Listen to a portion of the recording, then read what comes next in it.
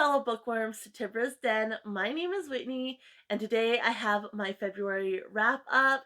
These are all the books I got read in February. I did read 13 of them, which is a pretty good number, not quite what I was hoping to achieve. There was one book in particular that I really wanted to finish, and I did not, but we'll talk about that in a second. Before we get into it though, please go ahead and give this video a like. It really does help out the channel. And then also make sure you are subscribed, and if you want to be notified when I upload, go ahead and hit the bell notification, and that way you don't miss out on a thing. I don't have a regular schedule right now, and so if you don't have that pushed, you won't know when I upload. But let's go ahead and get to these books. So the first one that I listed as a partial read is, of course, The Tenants of Time. I've been working on that book for months, but I really didn't devote a big chunk of time to it. I didn't read it at all in January just because I was sick and there was a lot going on in January. But this time, after I read the others that were on my list, I sat down and I've just been reading that. I spent a couple days reading it and I got to the halfway mark. So I'm now just have 420 pages left. I'm on chapter 20 and there's 40 chapters, so I at least made it to the halfway mark. But it took days of reading to get to there. I'm really enjoying the writing of the book and the story. It's a historical fiction that is about the Fenian Rising in Ireland, and it's so good, but there's a lot of detail to it, and it is very dense. The writing, the script is very small, and it is jam packed. The book is taller and wider than a normal book, and 820 pages. So I'm making my way through it. It's just taking a little while, and I probably could have pushed. Right now, there's still a couple days left in February, and the last 2 days I haven't read at all. So I probably could have pushed a little bit and gotten it done, but I didn't want to ruin my enjoyment of the book either. So I am prioritizing it. I'm not reading anything else until I finish that book. But it is rolling over probably, the first couple days of March, if not the first week, but I will finish it for sure. Because like I said, I'm not reading anything else until I finish that book, and then reading something else will kind of be my little reward for sure. So yeah, I've already done my TBR video for March. So if you want to know more about what I'm going to be reading, definitely check that out. But as far as what I read this month, a couple of these I've already done a video on, which hopefully you've already seen. If not, definitely go check those out. The first one that I finished, I might have started at the end of January, but I'm counting it for February because that's when I kind of finished it up. And that is The Glass Dragon by Irene Radford. I loved this book so much. I'm not going to go over my rating or talk about it too much because, like I said, I've already done a video on this. But I absolutely love this. I think it's one of my favorite fantasy type books right now, anyway. Just because I really enjoyed. I enjoyed the magic that was in here. I enjoyed the dragons and how they were presented in here.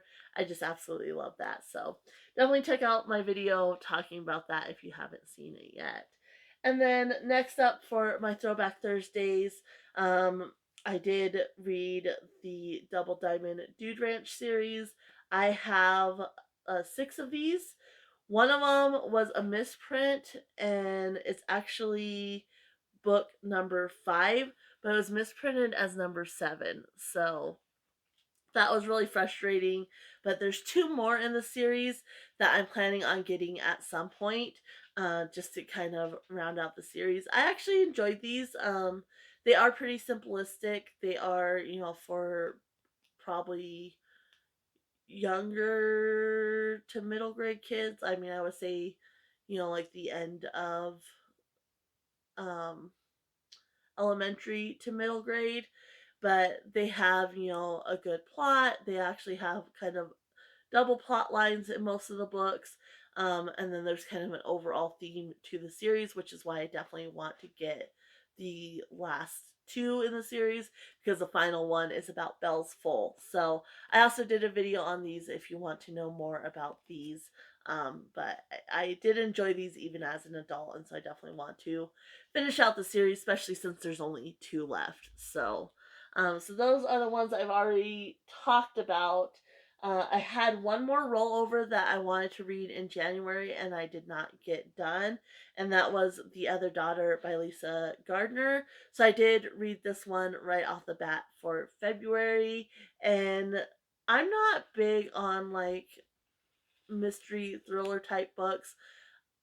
I say that I enjoy them when I read them, but I tend not to gravitate towards them if that makes sense. Like they're not my go-to. Like I don't just like, oh, I want to read this and pick it up. But when I'm reading them, I actually enjoy them. This one I really enjoyed. So I'll go ahead and go over my compile rating. So in this one, you have Melanie, who was adopted, and the family that adopted her lost their daughter to a serial killer. And so there's this kind of weird connection with the serial killer and the family outside of that. And so Melanie is trying to figure out what the truth is, and she's starting to have like flashbacks, and she's being targeted um, by someone trying to reveal the truth. So I really enjoyed this one. I think I gave it 4 stars. I did. So for Compile, which if you're interested in learning more about the Compile rating system, there is a link down below to the original creators channel. But I think it's a better way to rate books. It's more accurate because you can separate the different categories and then average those out to get your star rating, which is helpful, especially if you have a book that you liked, like the characters, you thought the characters were really well done, but maybe the plot line fell short or and things like that. Like you can separate those ratings out and then you get an average rating at the end. So for this one, I gave characters an 8. I really enjoyed the characters. I thought there was a lot of depth to them. Some of them, there were several different characters, and I thought some of them could be a little bit more developed, which is why it's not higher. But especially for the main characters, I thought they were really well done. Atmosphere, I gave a 7, which is still pretty good, and it's just it wasn't the atmosphere wasn't necessarily at the forefront of the book, I guess I would say. Um, you know, as far as like environment and such, but I think as far as like that kind of spooky feeling atmosphere, it was well done. Writing, I gave a 9. I really enjoyed the writing. I was definitely hooked. I was able to just follow along pretty easily and everything like that. Plot, I gave an 8. I thought the plot was really well done. There was just a few things that I don't know. I just thought I wouldn't necessarily have gone that route, I guess. And so I didn't give it a higher score based on that, but still, eight's really good. I thought it was a good, solid plot line. Intrigue, I gave a 9. Like I said, I was definitely hooked. I was definitely invested in these characters and wanting to know what was going to happen, trying to figure out what was going on, guessing, all that. Logic, I gave a 7. Again, there was just a few things as far as like the plot that I don't know, understand. Like the author could have gone a different direction, I guess, which I thought would have been preferable, and so that's why it's got a little bit lower. And then enjoyment, I gave an 8. Overall, I really enjoyed the book. Like I said, it was an easy read and everything like that. That averages out to an 8.0, and then that equals a 4-star rating. So yeah, overall, really, really enjoyed this. And it kept me guessing. I kept kind of going back and forth trying to figure out who it was, but at the same time, I did kind of figure it out. Um, most of it, anyway. But I kept second guessing myself, which I tend to do anyway. But I did figure out most of it by the end. But you know, I always second guess myself, which I think is writers do that when they do it well. I like that because you get enough clues that you kind of have an idea, but at the same time, they keep throwing in curveballs that keep you guessing as well. So Then next up, I read several romances. I read 4 romances for um, Valentine's Day. So we'll go ahead and go through them. The first one, this book I'm not going to keep. I didn't really enjoy it overall. I mean, it was okay, but for such a short book, I really felt like it kind of drug on. And that is, it's only 219 pages, but it's called Where There's a Will by De Leclerc. And this one, I don't know, there's like this sister brother aspect that was just kind of weird because it's obviously a romance book, so they're not really brother and sister, but they kind of think of each other like that, and then all of a sudden they're developing a romance, which I don't know, I just didn't like the overall premise of that. But basically, we have Julian and Callie, and Callie's mom married Julian's dad, so they were stepbrother and stepsister for a very brief period of time, not very long at all, and they were older, so it's not like they grew up together. So the overall premise of them falling in love and such is fine, except they viewed each other as brother and sister, which is what I had an issue with. Um, so anyway, you have Julian and Callie. Aunt Maudie, who they've both lived with for a time, ends up passing away and hides her will. And so they're having to search for this will, and she's leaving little clues. And she also wants them to renovate the house. And so she's leaving little clues for as they renovate the house for them to try to find this will. I did enjoy the dog. There's a dog in here. I thought he was pretty entertaining, but there's just certain aspects of him. You know, I'm obviously a big dog person. I've worked with dogs, and it wasn't very realistic in certain parts, but he was pretty entertaining. And so they're trying to find this will and renovate this house. And then there's kind of a conflict because he wants to sell the house and she wants to keep it. And then you obviously have the romance aspect as well. Um, like I said, the romance wouldn't have been such a turnoff if they didn't view each other as brother and sister, but they did, and so that's where I had a problem with this one. But as far as compile rating, it did get a 3 star. Like I said, it wasn't horrible. It's just there are certain things that kind of turned me off of it. So characters, I gave a 6, which is the high end of mediocre. I thought they were fairly well done, but you didn't feel that connection to them. It was just kind of like you were on the outside looking in and watching the events play out. Atmosphere, I gave a 5. It was just okay. Writing, I gave a 5. Again, there's just some things that I just did not enjoy. Plot, I gave a 6. I like the overall premise of the plot, you know, them having to find this will and, you know, kind of a scavenger hunt because there's just clues left for them. So I like the overall premise, I just didn't like the execution. Intrigue, I gave a 4. I wasn't all that invested. Like, if they found the will, great. If not, like, whatever, because I didn't really connect to the characters. Logic, I gave a 5. Again, it's just, it could have been done better and it really didn't make sense. You know, there were some things with the dog that wasn't really very realistic, and then kind of their attitude and feelings for each other just didn't really make sense. And then enjoyment, I gave a 5. It wasn't horrible, but it wasn't great either. So, like I said, this is definitely one I'm going to be unhauling for sure. And then next up, this one is like a Christian based romance that I had. I am going to be keeping it. I probably would have unhauled it, but it is damaged in the beginning of the book. Like, apparently an animal got a hold of it because like there's claw marks. And that goes, you know, on several of the pages. This is the worst page though, like missing words and such. So yeah, I'm gonna keep this just because it is so damaged, and then in the back you can see like pages partially ripped out and such. So this one wasn't horrible, but the logic in this one didn't fully make sense. So this is Sweet Blessings by Jillian Hart.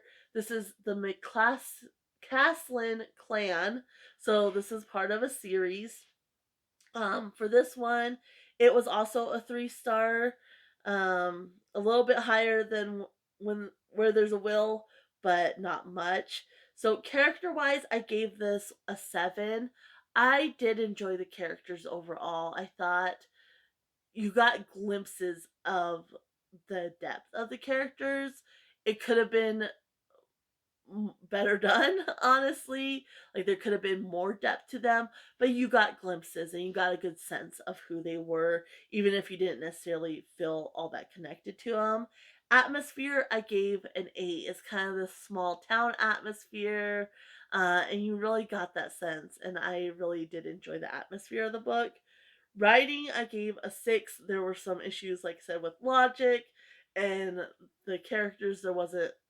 They could have been there could have been more depth to them, things like that. Plot, I gave a 5. The plot was a little lacking, I guess, for me. Intrigue, I gave a 6. Even though the plot was a little lacking, I was kind of intrigued what was going to happen and such. Um, Not overly so, just because I wasn't as connected to like the plot and these characters, but I was a little bit intrigued. Logic, I gave a 4. One of the reasons for that is her son. She has a son, and he supposedly has asthma, which I had asthma as a kid. And in the beginning of the book, like his asthma is so severe, even just sitting there, he can not breathe. Like he's not even doing anything and he struggles to breathe. And he has anxiety too on top of it, which probably aggravates it. And then all of a sudden he's playing soccer, running around playing soccer with the other kids. And I'm like, no. And he's kind of presented as this asthmatic, nerdy kid, like he's really into astronomy rather, not astrology, astronomy. Like he's really into astronomy and he's kind of nerdy and he has asthma. And then all of a sudden he's very active, and he also kind of spoke older than what his age was. I didn't really get a clear sense of what his age was, but I think he was like around 5ish, and he spoke a little bit older. So, like his viewpoints and such. But the asthma thing really threw me off, and then it pops back up later on in the book too, and it just really didn't make sense. So that was a big logic flaw for sure. And then enjoyment, I gave a 6. Overall, I thought it was kind of a sweet, enjoyable book. Am I going to get the others in the series? No. And honestly, I might try to do some crafts with the pages of this book since they are damaged and I really can't pass this book on. I might see what kind of crafts I can do with this book, because that is something that I've been interested in trying. And so I might slate this one for that since I didn't really enjoy it, but it is damaged and I can't really pass it on. So overall rating for this one was a 6, which, like I said, is a 3-star rating. Then next, this one also has like a sister brother aspect, but it was way better done than Where There's a Will, and that is Tempting by Susan Mallory. This one overall, I did enjoy it. I liked it had some disability representation, which I liked. I did mark some pages because it was kind of inconsistent as far as narrative around the disabilities. So I marked several pages regarding that. One, and there were some inconsistencies as far as logic too. Like one kid is nonverbal, and then they say something in the end. At the end of the book, they say something, and I was thinking, wait, I thought that one was nonverbal, because there's like several kids. So the premise is, what's her name? Danny finds out that her father is this senator that is running for president. So she goes to talk to him, and ends up developing a relationship with his oldest son who is adopted. So there's no blood relations or anything like that. They didn't grow up together.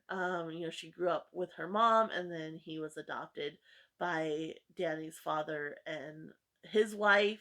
So there's no blood relations, and they didn't grow up together. So there's no brotherly, sisterly bond or anything like that. So I thought this was done way better. But of course, the media uses that against the dad because he's running for president. So, but like I said, they've adopted several special needs children, not children's. I can't talk.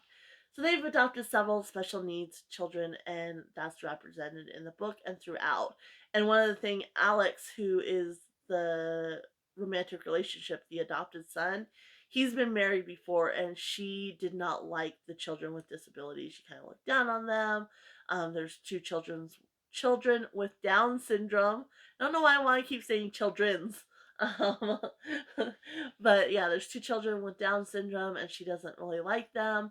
And so Danny's naturally accepting and kind to them, which plays a part in his feelings for her because his family is very, very important.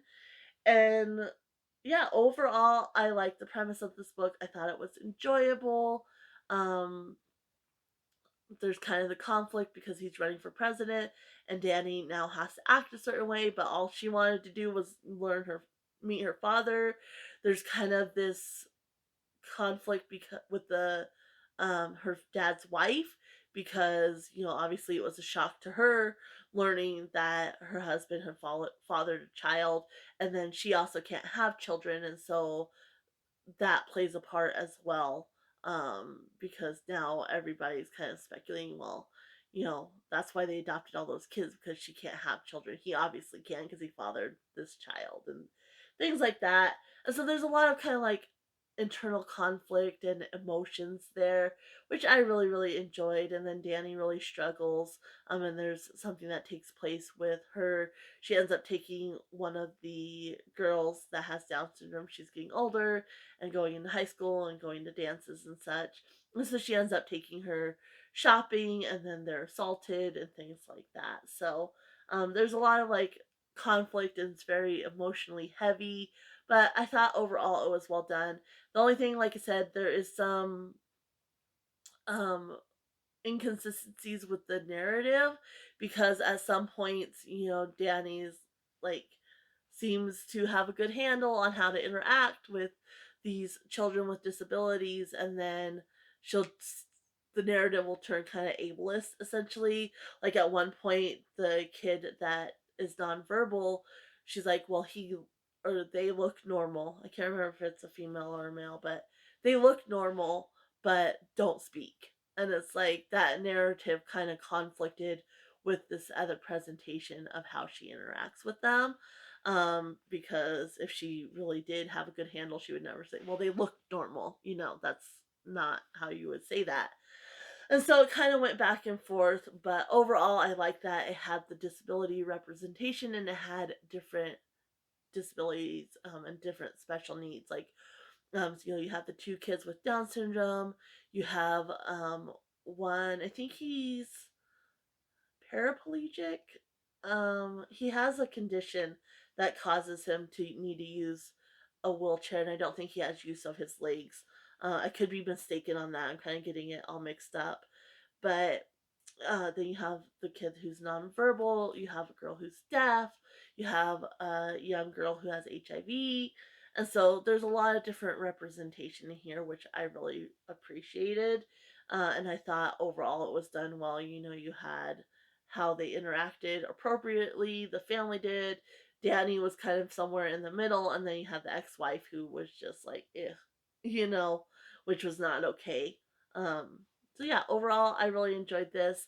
As far as compile rating goes, tempting. There it is. So this did get a 4 star. Characters, I gave a 10. I thought there was so much depth to these characters, and I really felt a connection to them.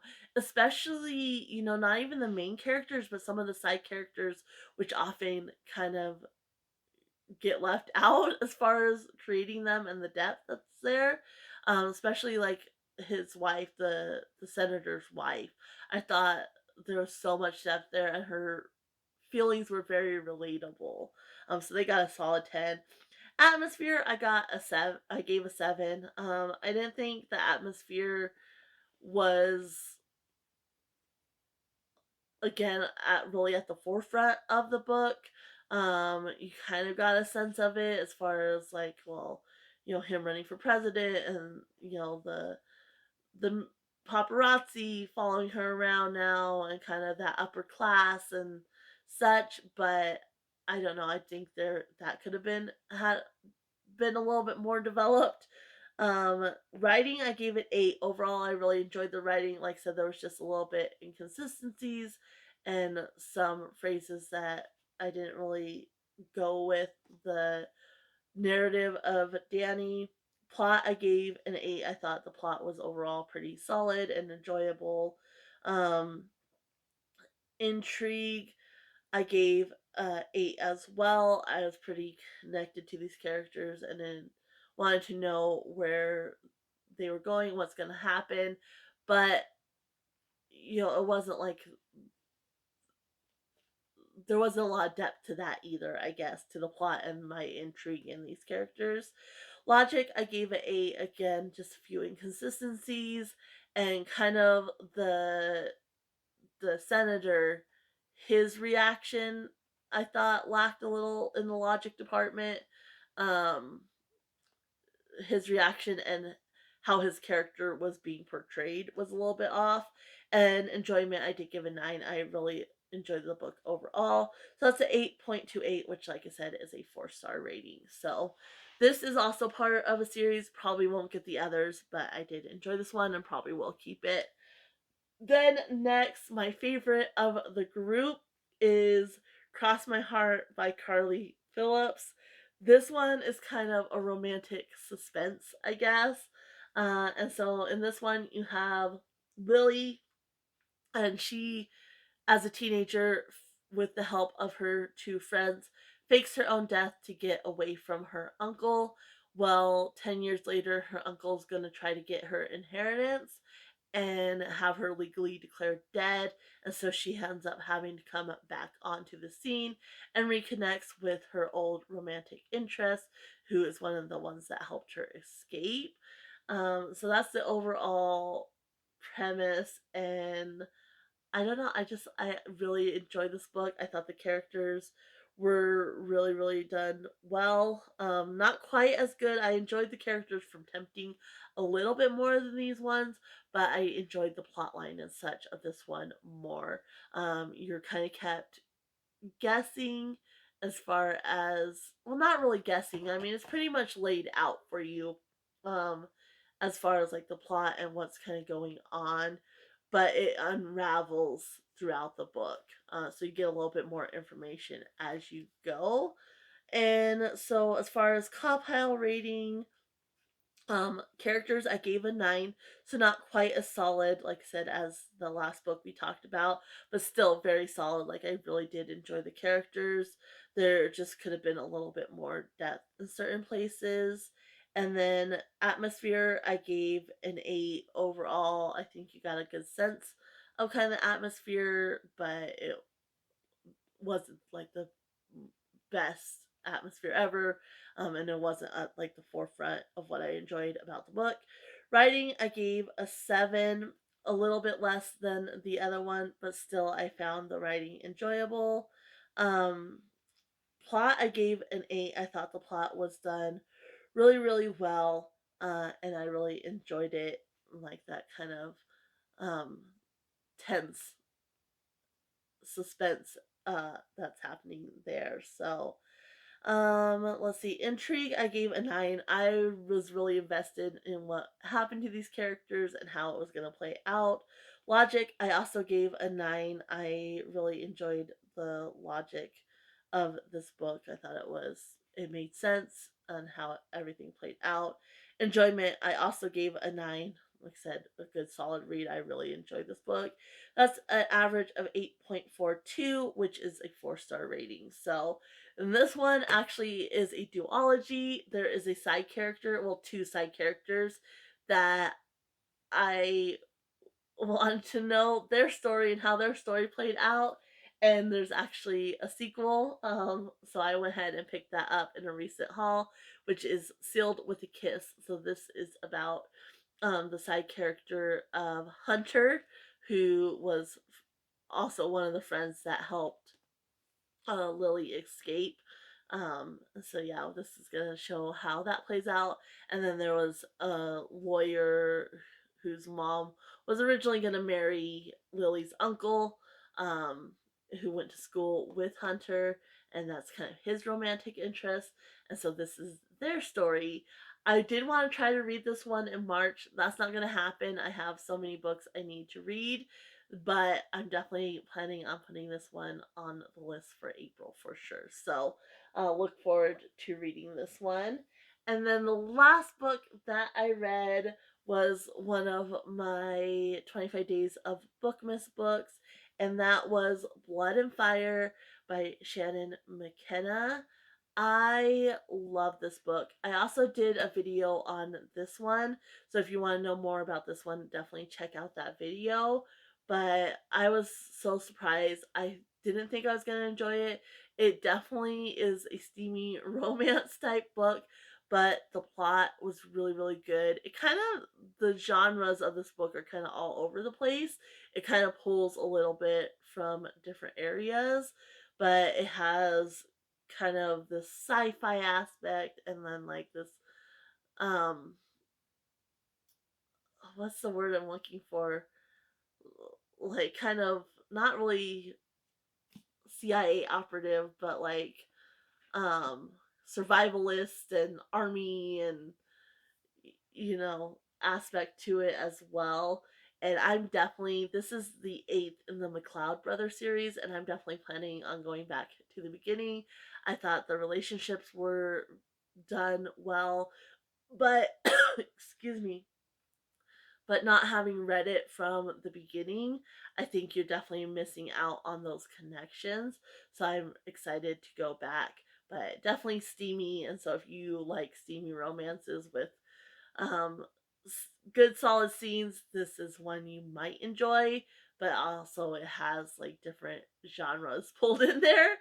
So it just depends on if that's all you're looking for or if you like something that has a little bit more going on.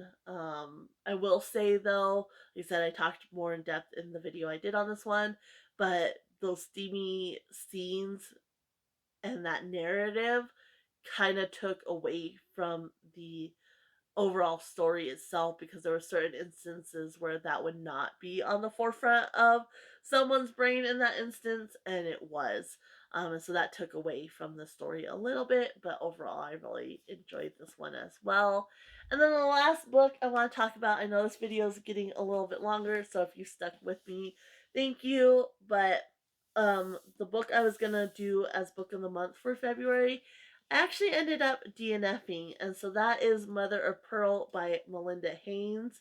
Um, this one is was supposed to be about. I didn't finish it, so but you have Evan Grade, who's a 28-year-old black man who grew up an orphan, and Valuable Corner, who is a 15-year-old white girl who is the daughter of the town poor and an unknown father. And then their paths cross through Judy Tucson, a seer who sets up camp along the riverbank just outside of town, and is Evan's lover. So I got to about halfway through chapter 5. So originally I was going to read 10 chapters a week, and I started it, and the first chapter, I was just like, I don't know if I could read this, and I really had to push myself. The second chapter was a little bit better, so I thought, okay, maybe I could do this. The first chapter is kind of Evan's narrative, the second chapter is Valuable, and so I thought, well, maybe, but then it kind of goes back and forth between the narratives, and it was clear she kind of amped up the confusion when it was Evan's narrative, which, or Evans rather, not Evan, Evans narrative, and I did not like that. I like when authors have a distinct narrative when they're going back and forth between characters, because it gives, a distinction to the character, and you can really tell whose narrative it is based on how it's presented. But just the kind of confusion of Evan's narrative, I did not like that at all. And maybe that was for a reason. I don't know. I never got to that part, but I didn't like how it played that up. It also uses the N word several times, which I was, starting to come up with discussion questions because that was the point of reading it for book of the month. And one of my questions that I came up with, just because the story, like it couldn't understand it or connect to it, was, is it okay, especially for a white author, because she is white, she grew up in Mississippi, but she is white, and is it okay for a white author to use that word, um, to add to the story or whatnot? And there was points where she used it where it was appropriate, and I was like, okay, that was appropriate. It was, fits the time period and how people would have been towards even.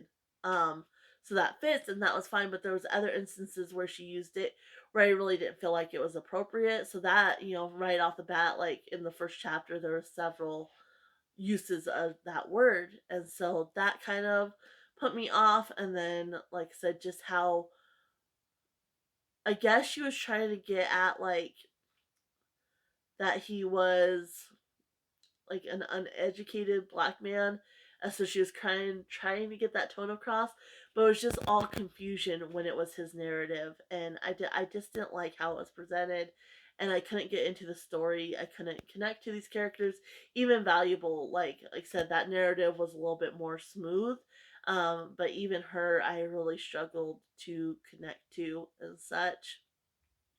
And so yeah, I was pushing myself and pushing myself and trying to at least finish chapter 5 and see if I was going to continue on. And I couldn't even get through chapter 5. I just had to call it. And if you've been following me for any amount of time, I really struggle to DNF books, but and even now, like, I'm still questioning my decision, but I don't want to pick this book back up. I don't even want to try. And so yeah, this is DNF'd. It's getting unhauled, which is a shame because the premise of it sounds like it could be really good. They kind of sounds like they bond, over lack of family. He's an orphan and she has no true connection to her mother, who just sleeps around and doesn't really care about valuable at all. And so I thought the premise there, that search for family and connection could have been good, but I didn't enjoy it. And then there's this, she has a relationship with this other kid, and the way that they treat each other is so toxic. And I didn't enjoy that. Like, I didn't enjoy anything about this book, which is a shame. And yeah, so this is my first DNF of the year. I am trying to get better about DNFing. I understand why people DNF, but normally there's something about the book that at least intrigues me enough that I want to know what happens. Um, and so I doubt I'll DNF very many books still going forward, but still proud of myself for DNFing this one. But I think that's it as far as books I needed to talk about. Again, sorry this video is longer. And if you stuck around, thank you, thank you, thank you. Um, Go ahead and, I don't know, leave a book emoji um, in the comments below. But I'll go ahead and leave you guys here. Happy reading, everyone. Bye.